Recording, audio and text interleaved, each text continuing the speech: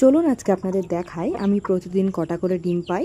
আর আজকে আমি ডিম তুলবো আর সরাসরি গুনে আপনাদের দেখাবো যে আমি পার ডে কটা করে ডিম পাই। তো এটা হলো আমার সোনালির প্যারেন্টস। এখানে আমার 9টা মুরগি আছে আর 2টো মোরগ আছে। তো দেখি এখানে আজকে কটা ডিম পেয়েছি, 2 4 6 7। তো এখানে আমি 9টা মুরগির থেকে 7টা ডিম পেয়েছি।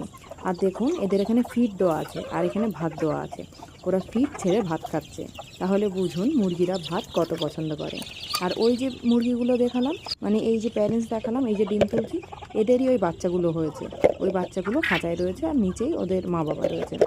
তো এখান থেকে আমি 7টা ডিম তুললাম, তুলে আমি চলে যাচ্ছি আমার আড়ায়ার প্যারেন্টসের কাছে। তো এখানে আমার মোট 8টা মুরগি আছে আর 2টো মোরগ আছে।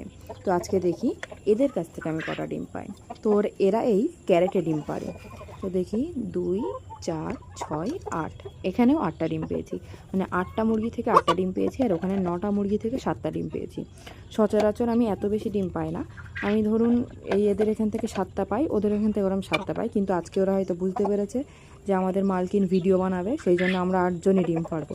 এই ভেবেই মনে হয় ওরা ডিম পেড়েছে। তো আমি তো খুব খুশি ডিম পেয়ে। তো সচরাচর এরকমই ডিম পাই, এর থেকে কখনো কমও হয় কখনো বেশিও হয়, একটা দুটো।